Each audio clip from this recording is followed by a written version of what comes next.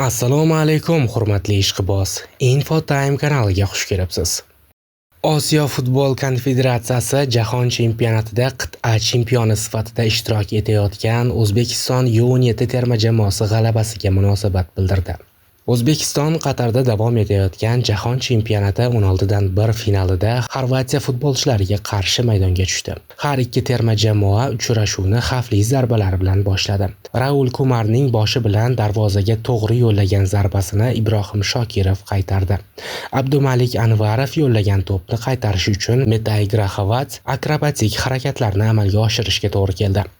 O'zbekiston 24-daqiqada Sayfiddin Sodiqovning o'ng qanotdan ajoyib o'yini samarasida hisobni ochdi. Sodiqov uzatgan to'pni Sadriddin Hasanov boshi bilan darvozaga joylab qo'ydi.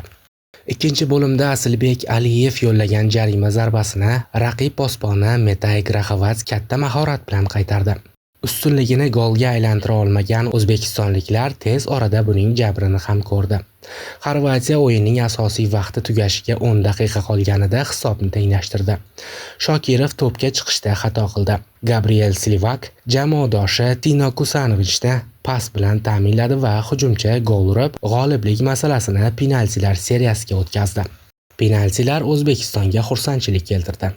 Zaxiradan maydonga tushgan darvozabon Ne'matulloh Rustamjonov qahramonga aylandi.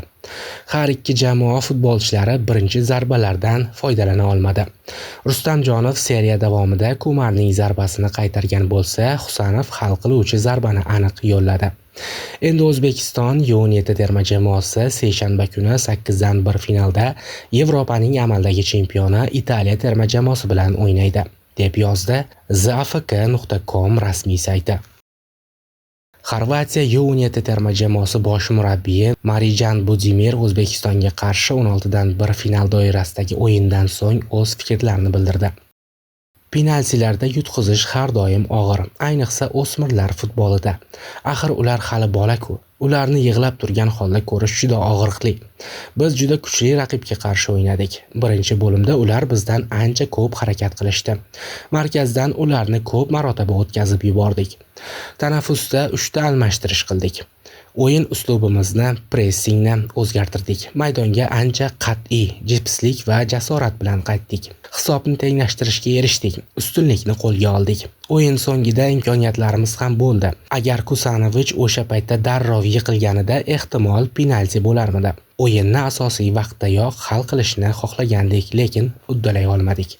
Penalti lotereya emas, psixologiya. Penalti tepishni xohlamagan yigitlar anchagina bo'ldi, lekin tepganlarga katta rahmat aytaman. Turnirdagi ishtirokimiz yomon bo'lmadi. Guruh bosqichida yaxshi o'ynadik. 7 ta gol bilan keyingi bosqichga chiqdik. O'yinchilarimga hech qanday e'tirozim yo'q. Bor kuchimizni berdik. Uzoqqa borishni istagandik, chunki Doha bizga juda yoqdi. Bu natija bizga saboq bo'ladi. Futbol 17 yoshda tugamaydi. Ularning rivojlanishi, ulg'ayishda davom etadi. Kattalar futbolga o'tish jarayoni kechadi. Bu o'yin ular xohlaydimi yoki yo'qmi, baribir eslab qoladigan bekat bo'ladi, dedi 45 yoshli mutaxassis. Siz nima deb o'ylaysiz, qadrli ishqiboz? Fikringizni izohlar bo'limiga yozib qoldiring. Kanalimizga obuna bo'lishni va like bosishni unutmang.